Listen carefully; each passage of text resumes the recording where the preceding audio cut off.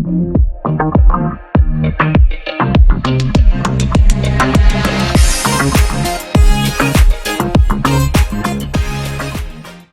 వందనాలు.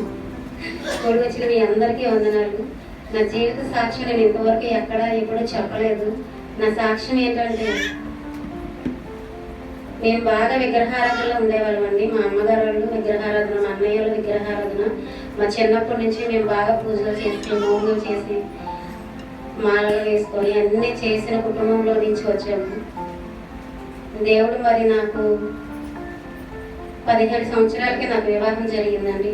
నన్ను తాడేపల్లిగూడెం మా అత్తగారు మొగ్గ వెంకటరమణ గారి కుటుంబంలో ఇచ్చారు. వాళ్ళు కూడా కన్వర్ట్ అయ్యారు అనమాట క్రిస్టియన్స్గా. నన్ను ఒక క్రిస్టియన్స్ కుటుంబంలోనే ఇచ్చారు. నేను ఎల్లప్పుడు వాళ్ళ విగ్రహారాధన ఏమీ చేయలేదు.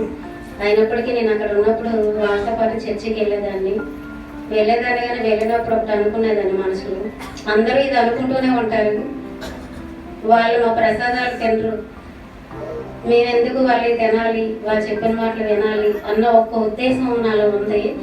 మా అత్తయ్య గారు చర్చికి రమ్మన్నప్పుడు ఫస్ట్ నేను అదే మనసులో అనుకొని వెళ్ళాను. కానీ మన దేవుడు మాట్లాడే దేవుడు కనుక నేను ఏదైతే మనసులో అనుకుని వెళ్ళానో అదే దేవుడు నాతో మాట్లాడాడండి. అక్కడ మీ ప్రసాదాలు మేమెందుకు తినము అని మీరు అనుకుంటూ ఉంటారు, కానీ మీరు తింటే మీకు శక్తి వచ్చింది, ఆరోగ్యం వచ్చింది, కానీ మేము తింటే పడిపోతాము, బలహీనం అయిపోతాము అని చెప్పేసి అక్కడ దేవుడు వాక్యం ద్వారా నాతో మాట్లాడారు ఒక దైవజనుల ద్వారా. నిజంగా దేవుడి మాటల జీవము గలవి కనుక ఆయన మాట ద్వారా మనకి శక్తి వస్తుంది. అక్కడ తీసుకున్న ప్రతిదీ కూడా మనకి బలం వస్తుందండి. నిజంగా ఆశీర్వాదం వస్తుంది. దేవుడు నాతో ఆ విధంగా అప్పుడు మాట్లాడాడు. అయినప్పటికీ మేము 1 సంవత్సరంన్నర మాత్రమే అక్కడ ఉన్నాము. వివాహం అయిన తర్వాత మా మావయ్య గారు చనిపోయారు అనమాట. చిన్న ప్రాబ్లమ్స్ వల్ల మేము విజయవాడ వచ్చేసాము.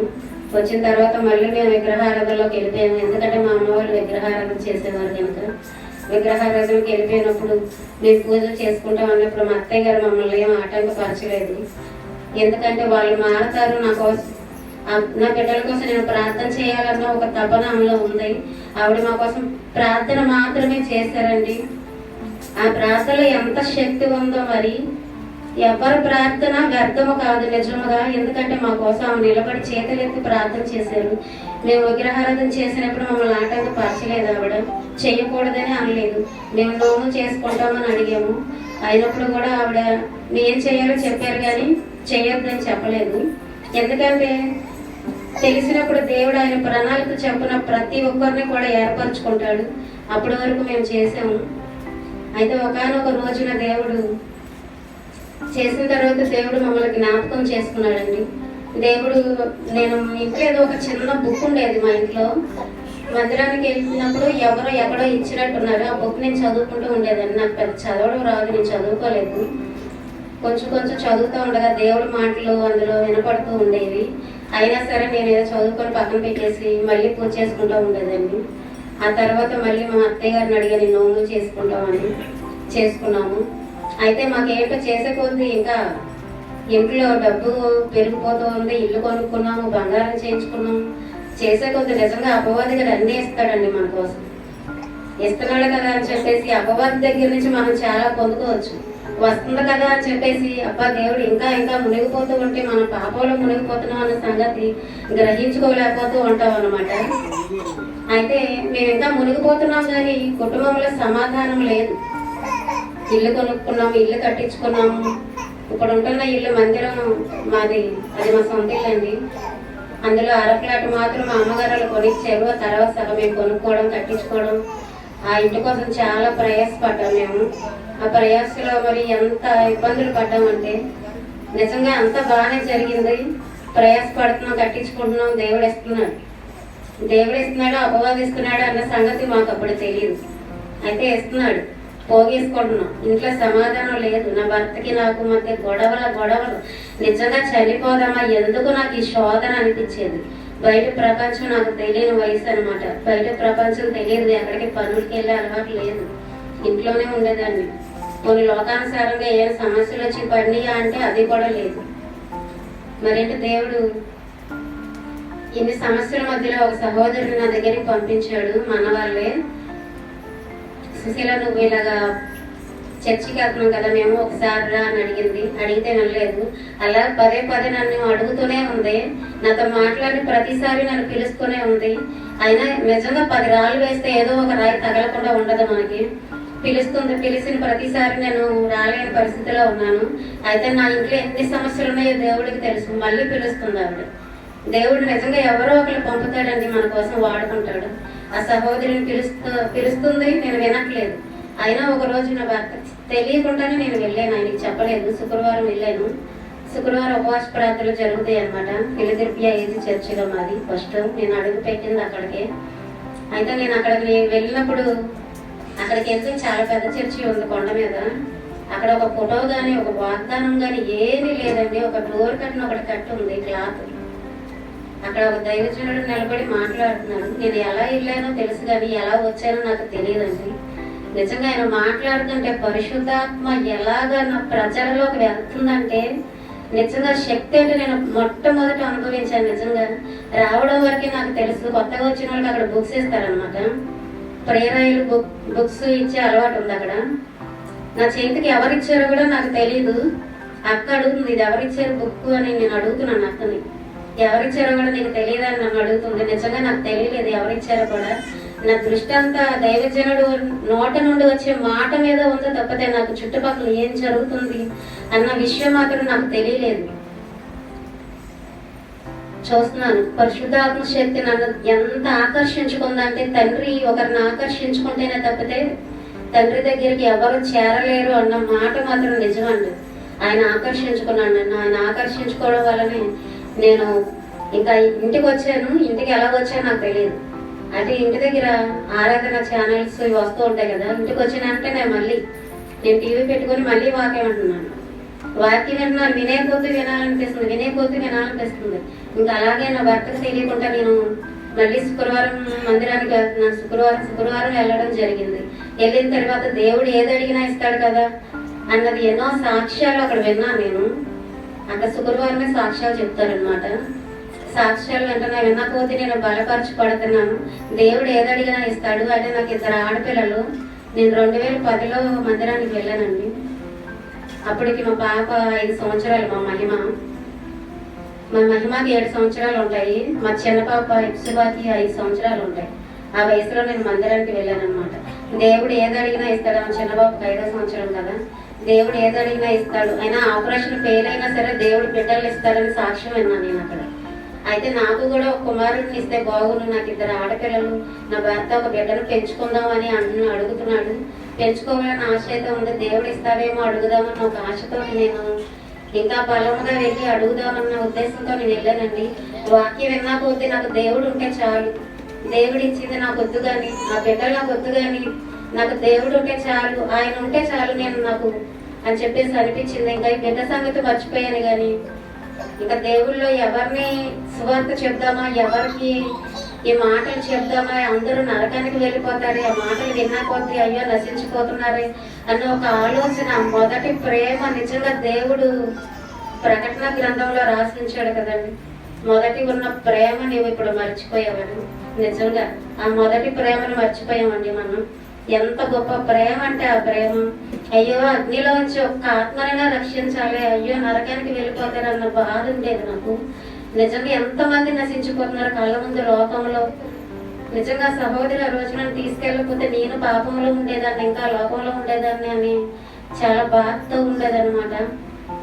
వాక్యం వింటున్నాను విన్నాకపోతే ఇంకా నా భర్త ఇంట్లో తెలియకుండా వెళ్ళాను కదా. ఒక రోజు తెలిసిన తర్వాత వద్దనేసి ఆపేసిన తర్వాత ఇంట్లో చాలా రోజులు ఉండిపోయాను. నా ముందే మా సొందులు అందరూ వెళ్తున్నారు మందిరానికి. వెళ్తుంటే నేను మాత్రం వెళ్ళలేకపోతున్నానని ఏడుస్తున్నాను అనమాట. ఉదయం 5:30కే వెళ్తారండి అందరు. అక్కడ 5:30కే వాళ్ళు వెళ్తుంటే వాళ్ళ మాటలు విని నేను చాలా బాధపడేదాన్ని. అయ్యా ఆకాశమందు నీవు తప్ప నాకు ఎవరున్నారు ప్రభు అని నేను ఏడుస్తూ ఉండేదాన్ని ఇంట్లో. నిజంగా ఆయన నమ్ముకుంటే మాత్రం ఆయన విడిచిపెట్టాడండి. ఆయన యొక్క కనుదృష్టి మన మీద ఉంటే ఎప్పటికీ విడిచిపెట్టాడు. ఆయన కనుదృష్టి నిజంగా నా కుటుంబం మీద ఉంది, నా బిడ్డల మీద ఉందండి. ఆయన దేవుడు మహాకృప వలన ఆయన మందిరానికి వెళ్ళడానికి ఆటంకపరుస్తూ గొడవలు పడుతుంటే మా అమ్మ ఎందుకమ్మా వెళ్తున్నావు, వద్దు నువ్వు ఇంకా వెళ్ళిన కొద్ది గొడవలు ఎక్కువైపోతున్నాయి అని చెప్పి నేను ఇంటికి వెళ్తే నాకు పువ్వులు ఇచ్చి పంపించాను, పూజ చేసుకోమని చెప్పి మా అమ్మ పంపించింది. పంపిస్తే అది తీసుకొచ్చి పక్కన పండిస్తాను, కానీ మళ్ళీ నాకు విగ్రహారాధన వైపు కానీ వాటి మొహం కానీ చూడబుద్ది కాదా. ఇంటి ఫోటోలు అన్నీ ఉన్నాయి. కానీ ఒకరోజు మా అన్నయ్య అనియుడండి, ఆయన మందిరానికి వెళ్ళకపోతే మా ఆయనకి చెప్పి ఆయనే మందిరానికి తీసుకొచ్చి 3 వారాలు మందిరానికి వెళ్దాం రా మహేష్ అని చెప్పి తీసుకొచ్చారు. తీసుకొచ్చాక వెళ్ళారు. 3 వారాలు వచ్చిన తర్వాత ఇంకా అలా వస్తూ ఉండేవారు కంటిన్యూగా వస్తూ ఉండగానే మధ్యలో మరి అపవాది వెళ్ళలేవాడు కదండి, మధ్యలో ఆపేశాడు. ఆపేసిన తర్వాత మందిరానికి వెళ్దామంటే నువ్వు వెళ్ళొద్దు, నేను రాను, మీ అన్నయ్య తీసుకొచ్చాడని నేను వచ్చాను, నేనైతే రానని చెప్పేసి ఆగిపోయారండి. మళ్ళీ నాకు శోధన వచ్చింది, మళ్ళీ వెళ్ళలేకపోతున్నాను. మళ్ళీ నువ్వు నన్ను పూజలు చేయమని చెప్పాను, నేను చేయననేసాను. నేను చేయనని ఇష్టం, నీకు ఏది ఇష్టమైతే అది చేసుకుని నేను చేయనని చెప్పేసి నేను ఉండిపోయాను అనమాట. ఉండిపోతే నువ్వు చేయనప్పుడు ఈ ఫోటోలు ఎందుకని చెప్పి మొత్తం ఆయన అంతటా ఆయన తీసి కట్టకట్టి మొత్తం పడేశారండి గొడవలు. నిజంగా దేవుడు నిజంగా ఈ కార్యం చేశాడు నా పట్ల. ఎందుకంటే నేనైతే తీయమని చెప్పినా వినే మనిషి కాదు. ఆయన అంతటా ఆయనే మొత్తం పడేశారు. కొన్ని రోజులు అలాగే ఉన్నాము. తర్వాత మళ్ళీ మందిరానికి వెళ్ళడం మొదలు పెట్టాను. మందిరానికి వెళ్ళడం మొదలు పెట్టిన తర్వాత నాకు ఒక కళ వచ్చింది అనమాట. కళ వస్తుంటే ఆ కళలో మా మరిది గారు కనిపించారు నాకు. నేను ఒక టీవీ చూస్తున్నా, టీవీలో నుంచి ఒక సహోదరి మాట్లాడుతుంది అనమాట. సహోదరి మాట్లాడుతూ, నువ్వు లేచి ప్రార్థన చేయి, మరిది శ్రేణుకి గుండె నొప్పితో బాధపడుతున్నావు, నువ్వు లేచి ప్రార్థన చెయ్యి అని చెప్పేసి ఆవిడ మాట్లాడుతూ ఉంటే అప్పుడు నేను అది వింటున్నాను. దైవజనులు ఒక రోజు వాక్యం ద్వారా నాతో మాట్లాడారు అనమాట. నీకు ఏదైనా చెడ్డకళలు పీడకళలు వచ్చినప్పుడు, ఏ విధమైన కీడు కళలు వచ్చినప్పుడు ఆ వ్యక్తుల కోసం మీరు ప్రార్థన చేయండి. వారికే కాదు ఇంకెవరికైనా కీడు రావచ్చు. దేవుడు అది చూపించాడని ఆ వ్యక్తికే రావాలని కాదు, ఆ కీడు ఎవరి మీద సంభవించబోతుందో ఆ వ్యక్తి కోసం మీరు ప్రార్థన చేయండి అని చెప్పి దైవజనులు చెప్పినప్పుడు నేను విన్నాను. ఆ మాటను పట్టుకొని, తండ్రి నాకు ఇలా మరి కళ వస్తుంది, ఎవరికి ఏ కీడు జరగబోతుందో నాకు తెలియదయ్యా, ఒకసారి జ్ఞాపకం చేసి ఆ కీడు నుంచి తప్పించమని ప్రార్థన చేసినప్పుడు, ఆ ప్రార్థన చేసిన తర్వాత మా వారు చర్చికి వచ్చారండి. అప్పుడు చర్చికి వచ్చిన తర్వాత ఇంటికి వచ్చాము. ఇంటికి వచ్చిన తర్వాత ఆయన ఏడుస్తున్నారు. ఎందుకు ఏడుస్తున్నారో నాకు తెలియదు. ఏమైందో అని అడుగుతుంటే, రాత్రి నువ్వు ప్రార్థన చేసావు ఎవరి కోసమో తెలుసా అని అడిగాను. అడిగితే ఏదో కళ వచ్చింది, ప్రార్థన చేయాలని అనిపించింది, ప్రార్థన చేశానంటే, ఆ ప్రార్థన ఎందుకోసం చేసావో తెలుసా, గుండె నొప్పి నాకే వస్తుంది, 3 రోజుల పాటు నేను బాధపడుతున్నానని చెప్పి ఆయన మంచం మీద కూర్చొని ఏడుస్తున్నారనమాట. నిజంగా ఆ విధంగా కళ రావడం వల్ల దేవుడు చేసిన మేలును బట్టి ఆయనకి మారు మనసు వచ్చింది. ఆ రోజు నుంచి ఇంకా ఆయన మందిరానికి ఆగలేదండి, కంటిన్యూగా వస్తూనే ఉన్నారు. సంఘంలో పరిచర్య చేస్తున్నాడు. మా పిల్లలు, మేము, వాళ్ళ చిన్నపిల్లలు మందిరానికి వచ్చినా సరే పడుకుంటున్నారు. వాళ్ళు ఇంటి దగ్గర వదిలేయకూడదని దైవజనులు వాక్యం చెప్పారు. చిన్నపిల్లలు ఆటంకపరచకూడదు, వాళ్ళు వచ్చి పడుకున్నా పర్వాలేదు, వాళ్ళకి అలవాటు అవ్వాలి. అందరం వాళ్ళు తీసుకురండి, పడుకుంటే పడుకోనివ్వండి, ఏడిస్తే ఆడవనివ్వండి అని చెప్పి సంఘంలో చెప్పినప్పుడు నిజంగా పిల్లల్ని అలాగే తీసుకెళ్ళేదాన్ని. ఇద్దరు వెళ్ళగానే పడుకునేవాళ్ళు సంఘంలోకి వెళ్ళగానే. అయినా సరే నేను మానలేదంటే తీసుకెళ్తూనే ఉన్నాను. ఇంకా దేవుడి కృపలో ఒకరోజు దైవజనులు మాట్లాడారు. మీకు ఇచ్చిన శ్రేష్టమైన బహుమానం అనేది ఒక ప్రథమ ఫలం మీకు దేవుడు ఇచ్చి ఉన్నాడు, ఆ ప్రథమ ఫలాన్ని దేవునికి సమర్పించుకోండి అని సంఘంలో దేవుడు దైవజనుల ద్వారా మాట్లాడుతూ ఉండగా, నేను మా పెద్ద కుమార్తె మహిమ అప్పుడు చిన్నపిల్లే, 11 సంవత్సరాలు 10 సంవత్సరాలు ఉంటాయి ఆ పిల్లకి. అప్పుడు నేను దేవుడి చేతికి అప్పగించుకున్నాను. అయ్యా ఇదిగో ఈ బిడ్డ నువ్వు ఇప్పుడు సమర్పించుకోమంటున్నావు కదా, ఈ ప్రథమ ఫలాన్ని మరి నీ చేతికి అప్పగిస్తున్నాను, ఈ బిడ్డ నువ్వు ఎలా వాడుకుంటావో నాకు తెలియదు అని దేవుడి చేతిలో పెట్టడం జరిగింది. అప్పుడు దైవజనుల మాట అప్పుడు అక్కడ బలిపీఠ మీద నుంచొని దేవుడే అడుగుతుంటే మనం కాదని అనలేమండి. తర్వాత ఏం జరిగిద్దో మనకు తెలియదు. దేవుడి ప్రణాళిక మన మీద ఉన్నప్పుడు ఖచ్చితంగా దేవుడి మాట వినాలి. కాబట్టి ఆ బిడ్డను దేవుడి చేతికి అప్పగించుకున్నాను. నిజంగా ఆ రోజు అప్పగించుకొని నిజంగా నేను మర్చిపోయానండి. ఆ బిడ్డ ఎదిగిన తర్వాత కొన్ని రోజుల తర్వాత కన్య కుటుంబానికి ఇచ్చేయాలని చెప్పి మేము నిర్ణయించుకున్నాము. అయినప్పటికీ మహిమ ఇష్టపడట్లేదు. నాకు వద్దు మమ్మీ, నాకు వద్దు, అసలు ఇష్టం లేదు, నాకు ఎందుకో భయం వేసేస్తుంది, నాకు చాలా భయం వేస్తుంది, అసలు వద్దు, నాకు ఇది తండ్రి చిత్తం కాదనుకుంటా. పిల్ల నిజంగా మహిమ 12 సంవత్సరాలండి, 11 సంవత్సరాలు మెచ్యూర్ అయింది, 12 సంవత్సరాలకి బాప్టిజం తీసుకుంది. అంటే అప్పటి నుంచి దేవుళ్ళు బాగా ఎదిగారు అనమాట. ప్రేయర్లో ఉండేవారు. దేవుడి ప్రేరేపణ, దేవుడి గర్తింపు అనేవి ఆ పిల్లకి తెలుసు 12 సంవత్సరాల నుంచి.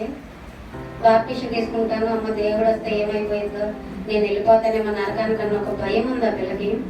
అప్పుడు ఏమన్నా నాకు తెలియదు. ఒకసారి వెళ్ళి పాస్టర్ గారిని అడగమన్నప్పుడు అడిగింది. తనంతట తానే వెళ్ళి 12 సంవత్సరాలు వయసులో తనంతట తానే వెళ్ళి అడిగితే తీసుకొచ్చాము, పర్వాలేదని చెప్పారు దైవజనులు. ఆ సేవకురాలు చెప్పినప్పుడు అలాగే ఇంకా ఉపవాస ప్రార్థనలు ఇప్పించామన్నమాట. ఇంకా అలాగే దేవుళ్ళు ఎదుగుతూనే ఉంది. ఎదిగిన తర్వాత ఇంకా దేవుడు మాట్లాడుతున్నాడు. వివాహ సమయం వచ్చేటప్పటికి ఇంకా దేవుడు తనతో మాట్లాడుతున్నాడు. నేను ప్రేయర్ చేస్తున్నాను. ఏ ఇంటికి పంపిస్తామో తెలియదు, బిడ్డను మరి దేవుడి చేతిలో పెట్టాము అని ఉంది. మరి మా అత్తగారు వాళ్ళు మేనలోడు అనమాట, వాళ్ళకి ఇచ్చేద్దామని మేము నిర్ణయం తీసుకున్నాము. తీసుకున్న తర్వాత మహిమ అసలు ఇష్టపడట్లేదు. దేవుడు గర్దిస్తున్నాడు, మమ్మీ నాకు వద్దు అని చెప్తుంటే ఇంకా దాని కోసం ప్రార్థన చేసినప్పుడు నాకు చాలా భయం వేసిందండి. చాలా అంటే మామూలు భయం కాదు. ఒక తప్పు చేస్తే ఎంత భయపడాలో ఒక వ్యక్తి అంత భయపడ్డారనమాట. రాత్రులు పగలు నిద్ర లేదు, కుటుంబం అంతా ఒక చీకటి అయిపోయింది మాకైతే. నిజంగా ఆ రోజు నిజంగా సంబంధం దేవుడు క్యాన్సిల్ చేసేసాడండి. నిజంగా ఇంకా మేము వస్తే తీసుకున్నాము. ఆ తర్వాత తండ్రి చిత్త ప్రకారం వివాహం జరగాలని చెప్పేసి వదిలేసామంట. అంతటితో అయిపోయిందండి. అయిపోయిన తర్వాత ఇంకా మా వారికి అనుకోకుండా ఒకరోజు కరోనా టైంలో అండి, కరోనా టైంలో ఆయనకి క్యాన్సర్ వచ్చింది. క్యాన్సర్ అని అప్పుడే మాకు తెలిసింది.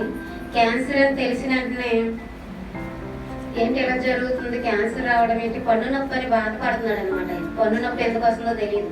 పన్ను తీపించుకొని వచ్చాడు, అయినా నొప్పి వస్తుందంట, చెప్పలేదు. టాబ్లెట్లు వేసుకుంటుంటే ఏంటి టాబ్లెట్లు వేసుకుంటామంటే తగ్గలేదంటే ఆ రోజు భయం పట్టుకుంది మాకు. మనిషి ఎంతలా ఉన్న మనిషి చన్నగా అయిపోయారు. కరోనా టైంలో అందరు కరోనా వచ్చి చనిపోయారు, కానీ నీకు మాత్రం క్యాన్సర్ వచ్చిందండి. ఆయన ఇంకా మేము హాస్పిటల్కి తీసుకెళ్ళాము. అన్ని టెస్టులు నార్మలే వచ్చాయి. నార్మల్ వచ్చిన తర్వాత నార్మల్ వచ్చాయి కదా, మేము ప్రేయర్ కూడా పెట్టించుకున్నాము. ఆ రోజు మహిమ పుట్టినరోజు అనమాట. ప్రేయర్ పెట్టించుకున్నాము, నార్మల్ రిపోర్ట్లు వచ్చి సాక్ష్యం చెప్పాము. కానీ మళ్ళీ వెళ్ళినప్పుడు మళ్ళీ చూస్తే ఈయన క్యాన్సర్ ఉందమ్మని చెప్పారు.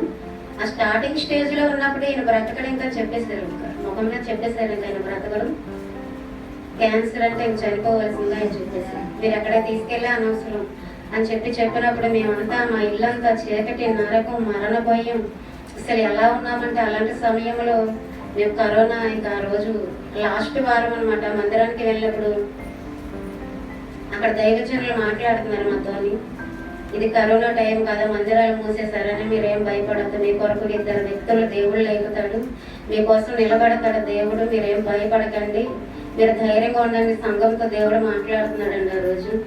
నిజంగా ఆ రోజు నుంచి ఆ వారం నుంచి ఇంకా మందిరాలు ఆపేశారు. మాకు మందిరాలు ఆపేసిన తర్వాత మా ఇంటి దగ్గర ఒక సరళ అని మా సహోదరి ఉంది, తను మా ఇంటికి ఒక దైవజనుడు వస్తున్నాడు అక్క ప్రేయరు. ఆ రోజు మేము బాగా ఏడుస్తున్నాం, ఆయన కరోనా క్యాన్సర్ అని తెలిసి ఏడుస్తుంటే ఆయన ద్వారా ప్రేయర్కి రమ్మని పిలిచినప్పుడు ప్రేయర్కి వెళ్ళాము. ఇంకా వెళ్ళి కూర్చున్నాం అంతే. ఆయన పాట పాడుతున్నారు. ఆయన చిన్న పిల్లవాడు అనమాట, 19 సంవత్సరాలు ఉంటాయేమో, బాగా చిన్న పిల్లవాడు. ఆయన డ్రమ్ కొట్టుకొని పాట పాడుతుంటే ఆ పాటకి మేము ఆకర్షించబడ్డాం. నిజంగా ఇంత చిన్న వయసుకి ఒక మైక్ పెడితే వినపడదు, అంత సౌండ్ పాట వస్తుంది. ఇంకా మా కన్నీళ్ళు తప్పితే ఏమీ రావట్లేదు. ఎంత ఏడుస్తున్నాను, నా దుఃఖం, నా వేదన. నిజంగా నా కొరకు పంపుతానన్నాడు ఒక 2 వ్యక్తులు లేపుతానన్నాడు దేవుడు. నిజంగా నన్ను పిలిచిన సహోదరి, మరి అక్కడికి వచ్చిన దైవజనులు, ఆయన మరణం వరకు ఇప్పటి వరకు కూడా మాకు తోడుగా ఉన్నారండి. దేవుడు ఒక వ్యక్తిని నిలబెడితే నిజంగా ఎలా జరుగుతుందో అలా జరిపించాడు దేవుడు. దేవుడు నిలబెట్టాడు కాబట్టి రండి, ఎవరినైనా సరే ఆయన నిలబడితేనే. కానీ ఆయన ప్రార్థనలు ఎన్నో చేశారు, బ్రతుకుతాడన్న ఒక విశ్వాసం చివరి వరకు ఉంది కానీ నాలో, కానీ ఆయన బ్రతకలేదు, ఆయన మరణించాడండి. అయినా దేవుడు ఒక కుటుంబం కోసం ఒక దైవజనులు పంపించాడు. ఒక కుటుంబంలో మరణం జరుగుతుందంటే ఎవరింటికి ఎంతమంది దైవజనులు, ఎంతమంది జనం వచ్చి ప్రార్థన చేస్తారో తెలియదు. కానీ ఆయన మంచం మీద ఉన్నప్పుడు ఊరంతా వచ్చి ప్రార్థన చేశారండి. చిన్న పిల్లలు, సండే స్కూల్ పిల్లల దగ్గర నుంచి ఎక్కడెక్కడి నుంచి వస్తున్నారో తెలియదు, ప్రతి ఒక్కరు దేవుడు పంపించాడమ్మా మీకోసం, దేవుడు చూపిస్తున్నాడు, ప్రార్థన చేయమన్నాడని ప్రతి ఒక్కరిని పంపిస్తున్నారు అన్నమాట. చాలా మంది వచ్చి ప్రార్థన చేయడం వెళ్ళడం, ప్రార్థన చేయడం వెళ్ళడం అలా జరుగుతుంది. అలా ప్రార్థన చేయడం జరుగుతూనే ఉంది. ఇంకా తర్వాత అలాగా క్షీణించుకుపోయాడు అనమాట, బలహీనం అయిపోయాడు. ఏంటి తండ్రి అని చెప్పేసి నేను ఏడుస్తున్నాను, ఇంకెంతకాలం ఇలా పడాలి తండ్రి, నువ్వు బ్రతికిస్తానన్నావు కదా. ఆయన అలా ఉన్నాడు, 3 నెలలు మంచం మీద ఉన్నాడు, కానీ ఒక్కరోజు కూడా నాకు ఇసుకని అనిపించలేదండి. నిజంగా ఒక వ్యక్తి మీద ప్రేమ ఉంటే వాళ్ళు ఏ స్థితిలో ఉన్నా కనీసం ఆయన తింటున్నా తాగుతుంది, ఇక్కడ బెజ్జలు పడిపోయి నోట్లోంచి కారిపోతున్నాయి, గడ్డం కింద నుంచి కారిపోతున్నాయి, ఇలా పట్టుకొని చేతితో తాగిస్తూ తినిపిస్తూ ఉండేవాళ్ళు, జ్యూస్లే ఇంకా తాగడం అన్న. ఇలాంటి పరిస్థితుల్లో ఒక్కరోజు కూడా మాకు ఇసుక అనిపించలేదు. నిజంగా నాకు దేవుడి కంటే నా భర్త మీద ప్రేమ ఎక్కువ ఉందేమో, అందుకే దేవుడు తీసుకెళ్ళిపోయాడు అనుకున్నాను. నిజంగా దేవుడి కంటే ఎవరిని ఎక్కువ ప్రేమించకూడదండి, ఇది మాత్రం నిజం. మీకు ఎంత ప్రేమ ఉన్నా దేవుడి కంటే ఎక్కువ ఎవరి మీద ఉండకూడదు, మన బిడ్డల మీద ఉండకూడదు, ఇది మాత్రం నిజం. ఎందుకంటే నా భర్తని నేను అంత ప్రేమించాను. నిజంగా ఆయన వెనక తిరుగుతూనే ఉండేవాడు. దేవుడి కంటే ఎవరో ఒక విగ్రహంగా మనకు ఉండకూడదు. నిజంగా మా అల్లుడు గారు చెప్పారు, విగ్రహాలు మనకు ఉండకూడదని. ఒకసారి నేను విన్నాను వాళ్ళ నోట్లో నుంచి. మా దైవజనుడు కూడా చెప్పాడు, ఈ భూమి మీద ఎవరినైనా మనం ప్రేమిస్తున్నాం అంటే వాళ్ళు ఒక విగ్రహాన్ని గుర్తుపెట్టుకోండి, మన విగ్రహారాధన చేయకూడదు. కాబట్టి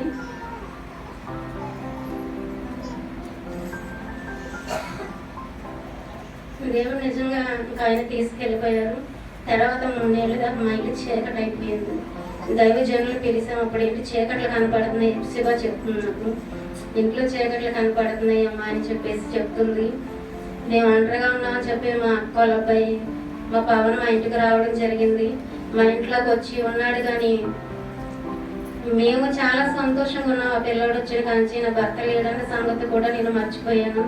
పిల్లలకి తోడుగా ఇంకా అందరం చాలా సంతోషంగా ఉన్నాం. 3 నెలలు కూడా చాలా ధైర్యంగా కూడా ఉన్నాం. ఒక మనిషి పిల్లవాడు ఇంట్లో ఉన్నాడన్న ధైర్యం మాకు ఉండేది.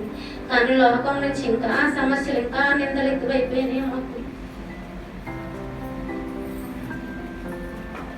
నిజంగా ఏ కుటుంబానికి ఉండకూడదండి. నా భర్త లేనప్పుడు బాధపడే కంటే ఈ నిందలకి మేము ఎన్నో బాధలు, ఎన్నో శ్రమలు పడ్డున్న బిడ్డలు ఎన్ని నిందలు పడ్డారు. అసలు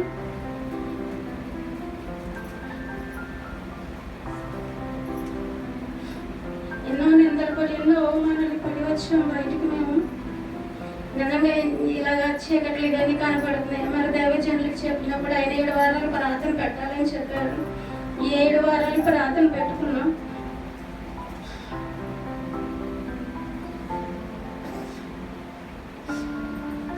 ఈ 7 వారాల ప్రార్థనలో దేవుడు నిజంగా ఆయన వెలుగు వచ్చిందండి. వెలుగంటే మామూలు వెలుగు కాదది. అసలు ఆ వెలుగును మనం వర్ణించలేము, ఆయన అగ్నిని మనం వర్ణించలేమండి. ఆ చీకటిలో నుంచి వెలుగులోనికి నడిపించాడు నా కుటుంబానికి.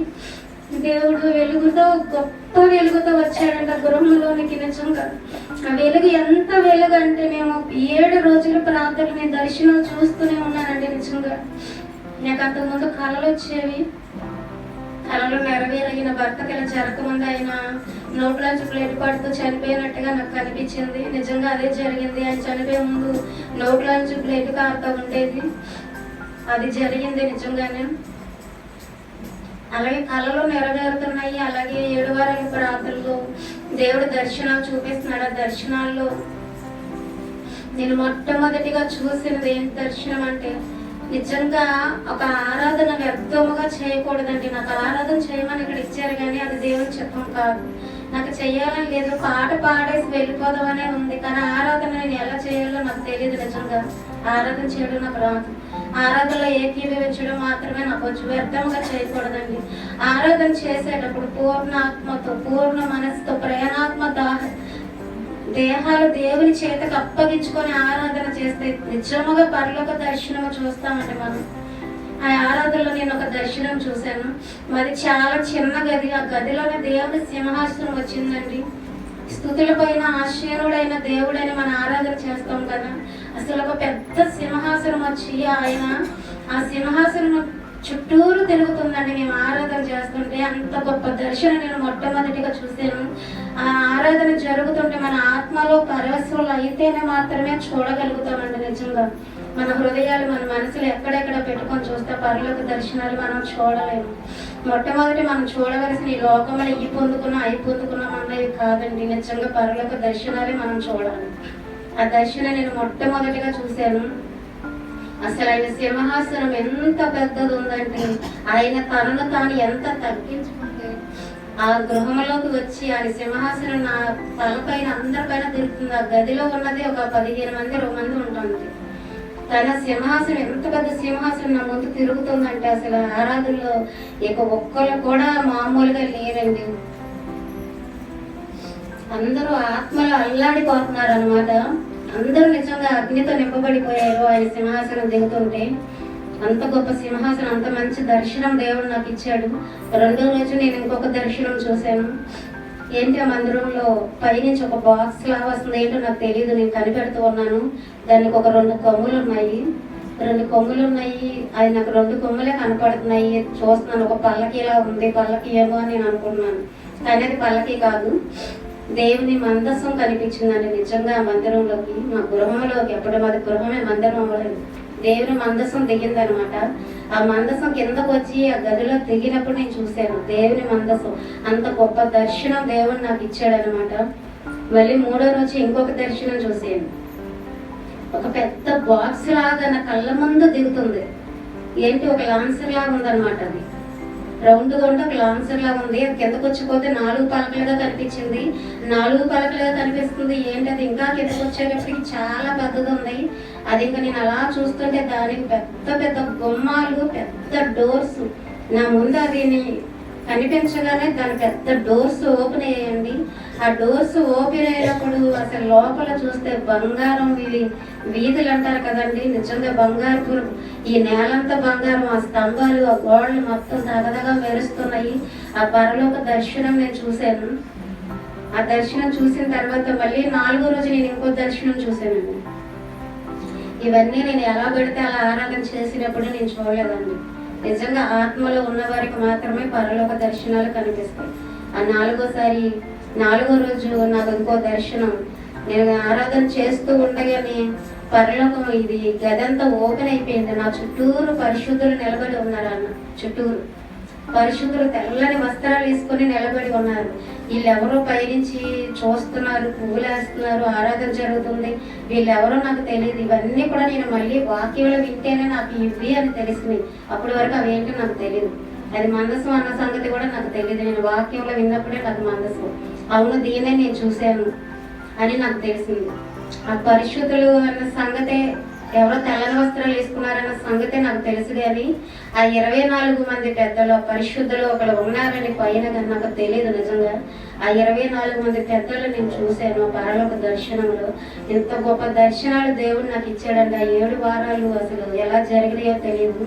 అదొక మందిరం అవుతుందని నాకు తెలియదు. నిజంగా ఆ మందిరం ఇక్కడ నుంచి ఆదివారం నుంచి ఇక్కడ మందిరం పెట్టుకుందామమ్మా అన్నాక నిజంగా ఒక వాక్యం ఉంది కదండి, సునేమురాలైన ఒక గనురాలైన ఒక స్త్రీ విధవరాలు, మరి ఎలీషా వంటి గొప్ప దైవజనులు వచ్చినప్పుడు తన ఇంటి మీద ఒక గది కట్టించి ఇచ్చింది కదండి. నిజంగా నేను వాక్యానుసారంగా నడవాలి అనుకున్నాను కాబట్టి వాక్యం విని విడిచిపెట్టడం కాదు.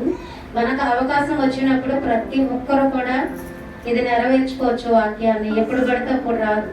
వచ్చినప్పుడు వెనక్కి తోసుకుంటే అది మళ్ళీ మనకు రావాలని ఎంత ప్రాధీపడినా రాదు. మరి ఒక గొప్ప దైవజనుడు ఎలీషా అని, మరి ఆయన ఉన్న భక్తి గల దైవజనుడు అని ఆమె ఎలా గుర్తించి ఇచ్చిందో నేను కూడా ఆ దైవజనుడిని నేను గుర్తించానండి నిజంగా. అప్పుడు ఆయన ఎంతకాలం ఉంటే అంతకాలం మీరు ఉండండి, ప్రార్థన పెట్టుకోండి. ఇదైతే నాకున్నది, నాకు ఒకటే కదా. నా పిల్లలకు, మరి నా తర్వాత నా పిల్లలకి తండ్రి స్వాస్థ్యం అనేది ఎవరికి దక్కుతుంది అంటే పిల్లలకే దక్కుతుంది. దేవుడికి తెలుసు. అందరూ అనుకుంటున్నారు దీన్ని ఇచ్చేసారు అనుకుంటున్నారు. తన దైవజనులకి నాకు మాత్రమే తెలుసు ఇది. అమ్మ కొన్ని రోజులు మందిరం మాకు స్థలం దొరికేదాకా పెట్టుకుంటామని అలాగే చెప్పారు. మేమిద్దరం మాట్లాడుకున్నదైతే అదే.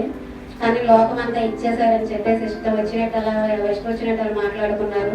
ప్రేయర్ జరుగుతూ ఉంది. ఇంకా ఎవరు మాట్లాడి నేను వెనకలుసుకోవాలి. ప్రేయర్ జరుగుతుంది, వారం పెడుతూ ఉండగానే ఇంకా జనం వస్తున్నారు. దేవుడు అద్భుతాలు జరుగుతున్నాయి. బిడ్డలు లేని వారికి బిడ్డలు పడుతున్నారు. దురాత్మలు పట్టిన వారికి విడుదల జరుగుతున్నాయి. యవ్వనస్తులు మారు మనసు పొందుతున్నారు. ఇలా వచ్చి ఆ ఇంట్లో ఉంటుండగానే వస్తున్నారు, మారు మనసు పొందుతున్నారు. ఇంకా ఇల్లు సరిపోవట్లేదని పక్కన ఇల్లు మేము తీసుకున్నామండి. అది తీసుకున్నప్పుడు కూడా దైవజనులు చెప్పినప్పుడు అసలు 1 నెల రోజుల వరకు కూడా ఆయన ఒప్పుకోలేదు. అసలు మీరు వెళ్ళిపోండి ఏంటమ్మా, వద్దు అసలు నాకు ఇష్టం లేదని చెప్పేసి వెళ్ళిపోయారు. నేను మళ్ళీ అడిగాను ఒక 4 రోజుల దాకా అడుగుతూనే ఉన్నాను. అయ్యింది అసలు వద్దామా, మీరు 2 పిల్లలతో ఉన్నారు, మీరు వెళ్ళిపోవడం ఏంటి, వద్దని అనేసారు. అయినప్పటికీ కూడా నేనుంటే నేనే రక్షించబడేదని, నా కుటుంబమే ఉండేది. కానీ నాకు అవకాశం వచ్చినప్పుడు ఒక ఆత్మనైనా రక్షించాలి కదా. మనం వెళ్ళలేనప్పుడు వెళ్ళే వాళ్ళని పంపించమని ఒక పాట ద్వారా మనం వింటున్నాం కదా. అందుకని ఆ అవకాశం నాకు వచ్చింది కాబట్టి దైవజనులకి నేను అవకాశం ఇవ్వడం జరిగింది. ఇచ్చినప్పుడు ఆయన ఒప్పుకోలేదు. అయినా మళ్ళీ నేను అడిగాను, పక్కనే ఉందంటే ఇల్లు, మరి ఇది పోతే మళ్ళీ నాకు రాదు ఇంకొకటి అని చెప్పి అడిగినప్పుడు సరే అమ్మ మీ ఇష్టం మరి తీసుకోండి అని చెప్పి చాలా బాధపడుతూ, అసలు మీరు ఇల్లు ఖాళీ చేయడం ఏంటో, ఇలా ఎవరు భర్త లేడు, పిల్లలతో ఉన్నాం, నీకంటే ఏ పని లేదు, అసలు ఇవ్వడం ఏంటమని చెప్పి చాలా బాధపడ్డారు ఆ కుటుంబం అంతా. అయినా సరే దేవుడి మహాకృపను బట్టి అసలు ఉన్నది ఒకటే అయినప్పుడు అంతా ఉండి అంతా సంపాదించుకున్న దాంట్లో కొద్దిగా కూడా ఇవ్వడానికి ఇష్టపడరు ఎవరు. కానీ మీకున్న దాంట్లో మీరు ఇవ్వాలనుకుంటున్నారు. దేవుడు మిమ్మల్ని దీవించాలని చెప్పి ఆయన ఎంత ప్రార్థన చేశారో, ఎంత కన్నీరు కార్చారో మరి ఆ దేవుడికే తెలియాలి. మేము ఇంకా ఇల్లు తీసుకున్న తర్వాత ఇంకా చాలా మంది వస్తున్నారండి. నిజంగా నేను ఒక ఆత్మనైనా రక్షించలేను, కానీ ఇలాగ వచ్చే నిజంగా భక్తి గల దైవజనుడు వచ్చినప్పుడు మనం చేయగలిగిన సహాయము మనం ఖచ్చితంగా చేయాలని చెప్తున్నాను. ఆత్మల సంపాదనలో మన వంతు సహాయం మనం చేయాలి. మనం చేయలేనప్పుడు, ఒకరికి స్వార్థ మనం చెప్పలేనప్పుడు చేసే వాళ్ళకి మనం సహాయం చేయాలి. నాకు ఈ యొక్క ఆలోచన ద్వారా నేను ఇవ్వడం జరిగింది. దేవుడు మహాకృపను బట్టి ఎంతో మంది రక్షణ పొందారండి. అన్ని మందిరం ఇచ్చాక రక్షణ పొందారు, మారు మనసు పొందారు. దేవుడు గొప్ప కార్యాలు చేశాడు. ఇవన్నీ జరుగుతుండగానే బాప్టిషన్ పొందుకున్నారు. ఇవన్నీ జరిగిన తర్వాత దేవుడు మహాకృపను బట్టి గిరిపురంలో మందిరం దొరికింది. మందిరం దొరికిన తర్వాత అప్పుడు అక్కడ పెట్టుకొని ఇక్కడ ఖాళీ చేసేయడం జరిగింది అనమాట. ఏలూరులో కూడా సంఘం పెడుతున్నారు, ఇక్కడ అక్కడ జరగదని చెప్పేసి చేయలేమనేసి విజయవాడలో ఒక సంఘం చాలని ఇంకా మందిరం కూడా ఇక్కడ ఆపేశారు. నెలకు ఒక్కరోజు బలారాధన పెడుతున్నారు అనమాట. ఇంకా నేను ఒక విషయం చెప్పాలనుకుంటున్నానండి సంఘానికి. నిజంగా మనం ఆరాధించినప్పుడు పరలోక దర్శనాలు మనం చూడాలంటే ఎలా పడితే అలా మనకి కనపడవండి. యోహాను భక్తుడు పద్మాసు దీపం యొక్క ఆయన పరవశుడై పడినప్పుడు మాత్రమే ఆ పరలోక దర్శనాలు చూశాడండి. ప్రకటన గ్రంథంలో మనం చూస్తూ ఉంటాం. నిజంగా నేను ఒక్కరోజు ఒకదాన్ని ఏకాంతంగా మందిరంలో ప్రార్థన చేసుకున్నప్పుడు అసలు అగ్ని అండి మామూలు అగ్ని కాదు. నేను ఇంట్లో పడి ఎలా దొరలేను ఆ దేవుడికి నాకే తెలియాలి. ఆయన నిలువెత్తు అగ్ని నా కళ్ళ ముందు నిలబడుతుంటే నేనైతే చూడలేకపోయాను, అది తట్టుకోలేకపోయాను. నా గదిలో నేను ఎలా దొరలేను, ఎలా పొరలేనో నాకు తెలియదు. ఆ కబోర్డులు ఏం తగులుకున్నాయో నాకు తెలియదు. ఆ అగ్ని ముందు నిజముగా ఎవ్వరు నిలబడలేరని చెప్తున్నానండి. ఆ మహా అగ్ని ముందు నిలబడలేము. ఒక భోగి మంట దగ్గర నుంచుంటేనే ఆ సెగ తట్టుకోలేము మనం. అటువంటి దేవుడు అగ్ని ఉన్నాడు. అగ్ని ఎదుట మనం నిలబడాలనుకొని ఈ మహిమ వస్త్రాలు కోల్పోయి ఇలాగ దిగంబరులుగా మనం ఉన్నాము. ఇలా ఉన్నప్పుడు మనం ఆ అగ్ని ఎదుట ఎలా నిలబడతాం? ఆ దేవుని ఎదుట దేవత దేవుడు మనల్ని వచ్చి ఎలా తీసుకెళ్తాడు? ఒకవేళ తీసుకెళ్తే మనం నిలబడగలమా? ఒకసారి మనందరం గ్రహించుకోవాలి. నిజంగా ఒకసారి గ్రహించుకోవాలి. ఆ అగ్ని ఎదుట ఎవ్వరు నిలబడలేరండి.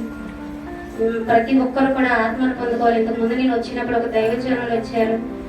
ఆత్మ లేని వారు నా వారు కారు, ఆత్మను పొందుకోవాలి. మనకి ఎంత సీనియారిటీ ఉన్నా, ఎన్ని సంవత్సరాల ఎక్స్పీరియన్స్ ఉన్నా ఆ అగ్ని ఎదుట మనం నిలబడలేము. ఆత్మ లేని వాడు నా వాడు కాదని దైవజనులు కూడా చెప్పారు. నిజంగా ఆ రోజు వాక్యం నేను ఇప్పటికీ మర్చిపోలేదు. నిజంగా మనం ఆత్మను పొందుకోవాలని ప్రతి ఒక్కరి సంఘంలో ఆత్మను పొందుకోవాలి. ఆత్మానుసారమైన ఆరాధన జరగాలి. ఆయన దేవాతి దేవుడు రాజుగా వచ్చినప్పుడు మనం ఒక కలంకం లేని వధువుగా మనం ఆయన ఎదుట నిలబడాలంటే, మనం ఒక స్త్రీగా నిలబడాలంటే మనం నిజంగా ప్రార్థనలో ఆత్మతో మహిమ వస్త్రాన్ని ధరించుకొని ఉంటేనే ఆ రాజుతో మనం వెళ్ళగలము. ఒకసారి ప్రతి ఒక్కరూ గ్రహించండి.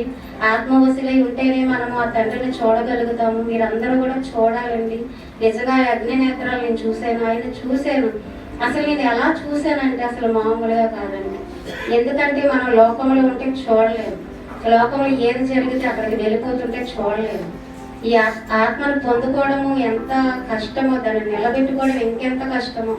ఈ జనంలో ఉండి ఎంతమంది మనల్ని పిలుస్తూ ఉంటారు, ప్రేరేపిస్తూ ఉంటారు, ప్రతిదానికి లోబడిపోతూ వెళ్ళిపోతూ ఉంటే ఈ పొందుకున్నదంటే మనం ఎన్ని కోల్పోతాము. ఒకవేళ కోల్పోతే మళ్ళీ దాన్ని పొందుకోవాలంటే ఎంత కష్టమో. ప్రతి ఒక్కటి నాకు అనుభవం ఉందండి ఇందులో. నేను ఎక్కడికి పెడితే అక్కడికి వెళ్ళను. నిజంగా ఎవరు పిలిస్తే వాళ్ళకి వెళ్ళను, ఎక్కడ పెడితే అక్కడ తినను. ఎందులో ఏ అపవిత్రత ఉంటుందో తెలియదు, ఏ మాలిన్యం నాకు అంటుకుంటుందో తెలియదు. అందుకే వీలైనంత వరకు నేను చాలా జాగ్రత్తగానే ఉంటాను. అంటే ఆత్మ లేని వారు, అంటే ఆత్మను పొందుకోని వారు ఎక్కడికి వెళ్ళి తిన్నా పర్వాలేదు, ఎలా ఉన్నా పర్వాలేదు, ఏది దేవుడిచ్చింది ఏది అపవిత్రం అవ్వదు. కానీ ఈ అభిషేకం పొందుకున్న తర్వాత ఎందులో ఏ అపవిత్రత ఉంటుందో అనేసి నాకు ఒక భయం ఉంది. ఈ అభిషేకం ఎక్కడ కోల్పోతానా అని నేను చాలా జాగ్రత్తగా ఉంటాను. వీలైనంత వరకు దేవుడు చెప్పింది ఒకటి, నీకు కలిగి ఉన్నది నీవు గట్టిగా పట్టుకోమని చెప్తున్నాడు దేవుడు. పట్టుకోవాలి, మనం ఎక్కడ పడితే అక్కడ వదిలేకూడదు. దేవుడి మాట చాలా శ్రేష్టమైనది. ఇక్కడ నిలబడి ఏ వ్యక్తి చెప్పినా సరే మీరు కొట్టి పడేవద్దండి. ఏ దైవజనులు వచ్చినా, ఏ వ్యక్తి సాక్ష్యం చెప్పినా కొట్టి పడేవద్దు. దేవుడి మాటలు ఎంతో విలువైనవి, వాటిని మీరు గట్టిగా పట్టుకోండి. దేవుడు రాకడ వరకు మీరు గట్టిగా పట్టుకొని వీటి కోసం ఆ సహోదరికి ఎందుకు ఇచ్చారు, మీరు కనిపించారు, మీరు అభిషేకం ఇచ్చారు, పరిశుద్ధాత్మ ఇచ్చారు, అన్య భాషలు ఇచ్చారు, ఇవన్నీ నాకెందుకు ఎవరని మీరు పోరాడి దేవుడి దగ్గర అడిగి పొందుకోవలసిన సమయం మనకి ఉంది కాబట్టి పొందుకోండి. దేవుడు వెతికితే దొరుకుతానన్నాడు. ఈ దొరికే కాలంలోనే మనం వెతకాలండి. దేవుడు వచ్చాక విడవబడిన తర్వాత నేను వెతుకుతానన్నా వ్యర్థమే అది. నిజంగా ఈ దొరికే కాలంలో ప్రతి ఒక్కరూ వెతకాలి. అంజూరు ఫలాలు కాసే కాలం కానప్పటికీ కూడా దేవుడు ఆ చెట్టు దగ్గరికి వచ్చాడంట. అంజూరు ఫలాలు దొరుకుతాయేమో అని వచ్చినప్పుడు దేవుడికి దొరకలేదంట. చెట్టు దగ్గర తిరిగి వెళ్ళిపోయాడంట. దేవుడు మన దగ్గరికి కూడా వస్తాడంట ఒక రోజు. నువ్వు ఈ భూమి మీద వచ్చావు, మందిరానికి ఏం పొందుకున్నావు, ఆ ఫలాలు అని చూపించమన్నప్పుడు మన దగ్గర ఎన్ని ఫలాలు ఉన్నాయి, ఏం పొందుకున్నాం, ప్రతి ఒక్కరూ గ్రహించుకోవాల్సిందిగా ఉంది.